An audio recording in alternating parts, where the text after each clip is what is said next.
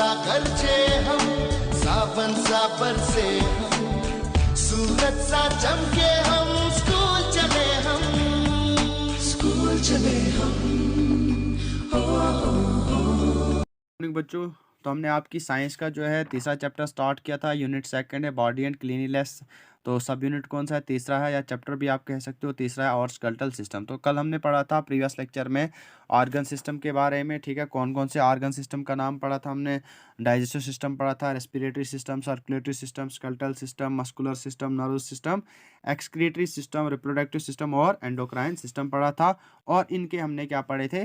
Functions पढ़े थे। ये डिफरेंट जो है ऑर्गन सिस्टम्स है। तो आज हमने पढ़ना है skeletal system with diagrammatically representation भी साथ में हमने पढ़नी है कि हमारा जो स्केलेटल सिस्टम होता है वो होता असल में कैसा है। तो आप अपनी अपनी बुक्स खोलोगे और पेज नंबर वहाँ पे 26 होगा। तो आपने वहाँ पे देखना है जो ये द स्केलेटल सिस्टम का ये डायग्रामेटिकल रिप्रेजेंटेशन यहाँ पे दिखाई हुई है।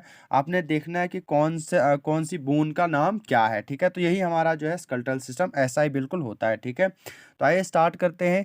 Skeletal system, the framework of bones in our body is known as skeleton. अब ये जो पूरा हड्डियों का ढांचा होता है ना, इसको हम क्या कहते हैं? स्केलेटन कहते हैं, ठीक है।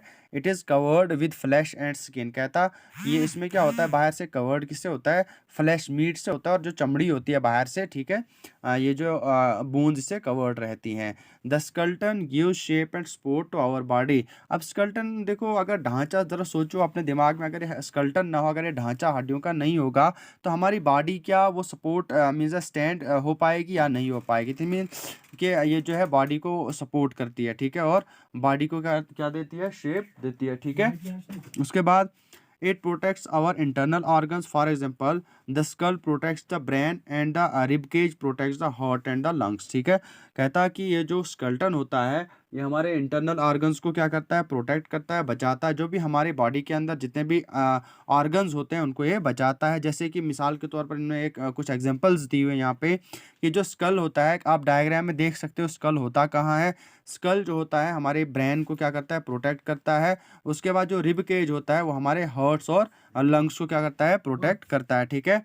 देखो एन अडल्ट क्या होता है कि जब मेटल के ऊपर से या जो आयरन होता है उसके ऊपर से जब टिन जो होता है उसकी कोटिंग होती है, वो क्या करता है? टिनिंग कहते हैं, ठीक है। 206 हड्डियां होती हैं, लेकिन अलग अलग शेप्स की। अब जो हड्डियां होती हैं उनकी अलग अलग शेप होती है, और उनका साइज भी क्या होता है? बिल्कुल अलग होता है। कहाँ? बॉडी के अंदर, ठीक है। The bones in the palm. अब जो हथेली की हड्डियां होती हैं, foot and toe are small in size. कहता है कि पाम, फुट एंड टो, इनकी जो हड्डियां होती हैं वो साइज में कैसी होती हैं? बिल्कुल छोटी होती हैं, ठीक है। The bones in legs and arms are long and the rib bones are round. अब कहता है कि जो हड्डियां टांगों में होती हैं, टांग वाली हड्डी जो होती है, और जो बाजुओं वाली हड्डी होती है वो लंबी होती है, और जो रिब्स वाली क्या होती है हड्डी, वो क्या होती है? राउंड होती हैं, ठीक है। तो बच्चों आप देखो डायग्राम में भी देख सकते हो कि रिब्स कहाँ होती हैं, स्कल कहाँ होता है, उसके बाद आर्म, उसके बाद देख सकते हो आप जो लेग वाली जो हड्डी है वो कैसी होती है, ठीक है। अच्छे से देखो डायग्राम, देखो अच्छे से नाम दिए हुए हैं यहाँ पे। उसके बाद कहता है कि a few bones in the head are flat. कहता है कुछ हड्डियां जो ऐसी होती हैं सर में, वो कैसी होती है? बिल्कुल, वो बिल्कुल फ्लैट होती हैं, ठीक है। The bones of the body are hard. अब देखो कहता है कि जो बॉडीज में हमारी बॉडी के अंदर जो बोन्स हैं वो बिल्कुल हार्ड होती हैं, सख्त होती हैं, but they are all have in tiny holes. वो कहाँ होती हैं? लेकिन बिल्कुल छोटे छोटे होल्स में होती हैं, ठीक है।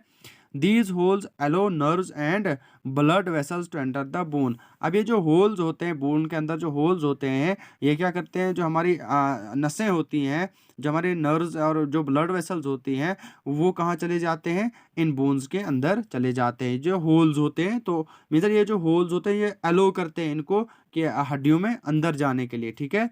Inside the bones there is space for blood vessels and nerves. कहता है कि बोन्स के अंदर, हड्डियों के अंदर क्या होता है? वहाँ पे एक जगह होती है किसके लिए?